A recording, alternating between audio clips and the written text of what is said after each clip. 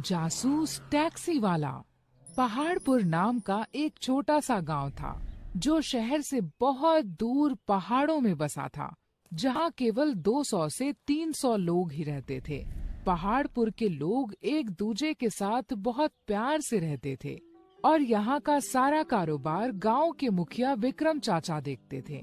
इस गांव में केवल एक ही समस्या थी कि गांव से बाहर जाने के लिए कोई बस या गाड़ी नहीं थी और इसी समस्या से गांव वाले बहुत दिनों से परेशान थे। एक दिन चंदू नाम का टैक्सी ड्राइवर अपनी टैक्सी लेकर इस गांव में आता है। ये देखकर पहाड़पुर के लोग बहुत खुश हो गए और चंदू ड्राइवर से पूछा, अरे टैक्सी वाले चाचा, हमने तुम्हें कभी इस गांव में देखा ही नहीं। तुम कहां से आए हो और तुम हमारे गांव में ही क्यों आए हो? चंदू ड्राइवर कहता है, मैं बहुत गरीब हूँ। मैं टैक्सी चलाकर पैसे कमाना चाहता हूँ और अगर मैंने आपके गांव में टैक्सी चलाई तो मुझे रोजगार का सहारा मिल जाएगा और आप लोगों की प्रॉब्लम भी सॉल्व हो जाएगी। इतना सुनकर गांव के लोग बहुत खुश हो जाते हैं और फिर उस दिन से गांव के हर काम में चंदू चाचा की टैक्सी का इस्तेमाल होने लगता है।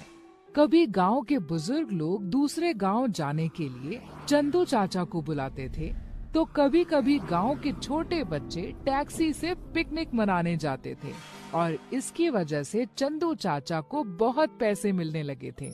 लेकिन थोड़े दिन गुजरने के बाद चंदू ड्राइवर बहुत लालची होने लगता है। चंदू ड्राइवर को बहुत सारा पैसा तो मिल ही रहा था, लेकिन उसे और ज्यादा पैसा चाहिए था, वो भी बिना काम किए, बिना कड़ी मेहनत के। एक दिन चंदू ड्राइवर गांव के पास वाले जंगल में घूमने चला जाता है, लेकिन जंगल में उसे कुछ डाकू पकड़ लेते हैं। चंदू चाचा डाकुओं के सरदार से कहता है, सरकार मुझे छोड़ दीजिए, आप जैसा कहेंगे मैं वैसा ही करूँगा। तब डाकुओं का सरदार कहता है, चाचा हमें 10 लोग जिंदा चाहिए।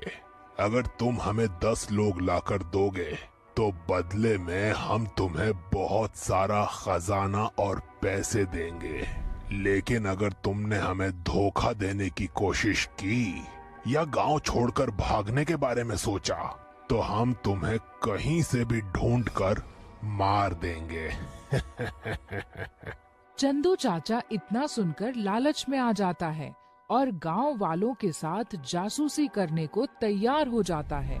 अगले दिन से वह सारे गांव की जासूसी करने लगता है, हर घर पे नजर रखने लगता है और जैसे ही मौका मिलता है वह किसी न किसी को अपनी टैक्सी में ले जाने का बहाना बनाकर जंगल में गायब कर देता है। समय गुजरता गया और एक दिन गांव के मुखिया विक्रम चाचा के पास बहुत सारे लोग रोते रोते आते हैं। विक्रम चाचा हमें बचाओ, हमारी मदद करो।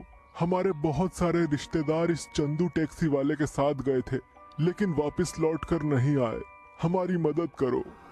और ऐसे बहुत सारे गांव वालों के बहुत सारे रिश्तेदार, किसी के दोस्त, किसी का पड़ोसी इस चंदू ड्राइवर के साथ गायब हो गए थे।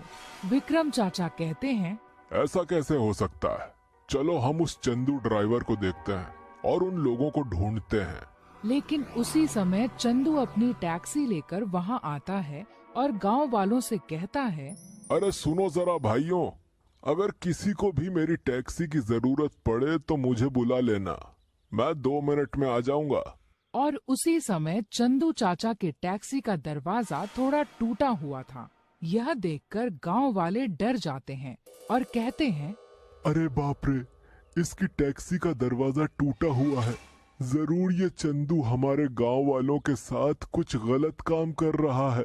हमें जल्दी से उसे पकड़ना होगा, नहीं तो बहुत सारे गांव वाले इसके जाल में फंस सकते हैं। यह बात सब गांव वालों के साथ साथ गांव के छोटे बच्चों को भी पता चल जाती है। राजू को भी यह बात पता चल जाती है।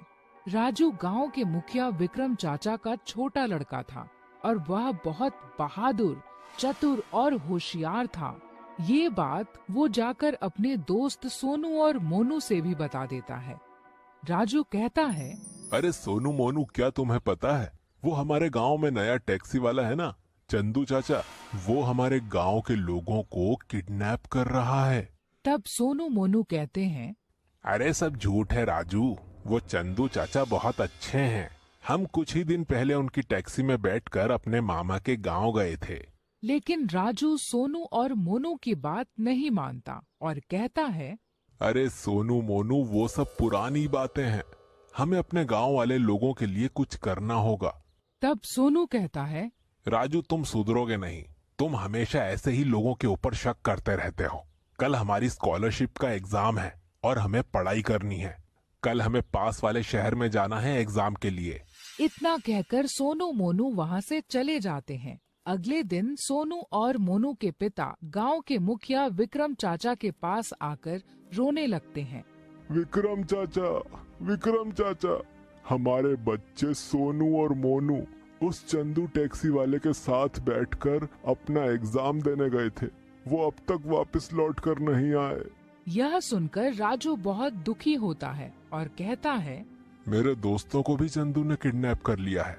अब मैं इस चंदू चाचा को नहीं छोड़ूंगा। सारे गांव वाले लोग सोनू और मोनू को ढूंढने लगते हैं। रात के खाना खाने के बाद राजू अपने बेडरूम में जाकर लेट जाता है और सोचने लगता है, मेरे दोस्त सही सलामत तो होंगे ना? मेरे दोस्तों के साथ उस चंदू ड्राइवर ने कुछ गलत तो नहीं किया होगा ना? अगर मेरे दोस्त वापस नहीं आए तो मैं किसके साथ खेलूंगा? मुझे कुछ करना होगा। राजू के दिमाग में एक आइडिया आता है और वह अगले दिन गांव वाले लोगों से कहता है, सुनो गांव वालों, मेरे पास एक आइडिया है। गांव वाले लोग कहते हैं, बताओ राजू बेटा, क्या आइडिया है? तब राजू कहता है, देखो, हमें शैतान चंदू ड्राइवर को पकड़ना ही होगा। इसीलिए मैं आज रात चंदू ड्राइवर को बुलाऊंगा और झूठ बोलूंगा कि मुझे पास वाले शहर के बस स्टैंड से मेहमान लोगों को लेने जाना है। और जैसे ही मैं टैक्सी में बैठ जाऊंगा, वैसे ही आप सारे लोग उस टैक्सी का पीछा करना। ऐसा करके हम उसे रंगे हाथों पकड़ सकते हैं। सारे गांव वाले लोग राजू की बात मान जाते हैं। रात हो जाती है। सारे गांव वाले लोग हाथों में लाठी लेकर तैयार रहते हैं। राजू चंदू ड्राइवर को फोन करता है और चंदू ड्राइवर टैक्सी लेकर आ जाता है। चंदू चाचा राजू से कहता है, क्या राजू बेटा, इतनी रात को तुम कहाँ जा रहे हो?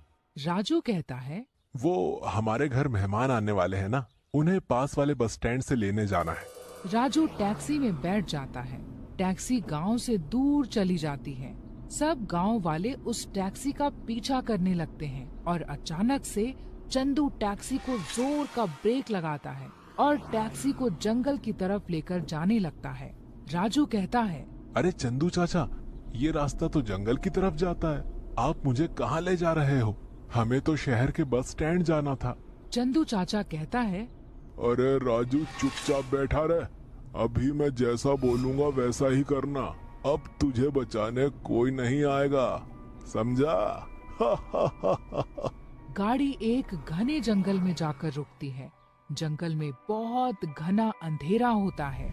चंदू ड्राइवर राजू को पकड़कर जंगल में ले जाता है। वहाँ चंदू चाचा ने जंगल में बहुत सारे गायब हुए लोगों को एक पेड़ के नीचे बांधकर रखा होता है। वहाँ राजू के दोस्त सोनू और मोनू भी होते हैं। चंदू चाचा राजू को पकड़कर सोनू मोनू के बाजू में बांध देता है।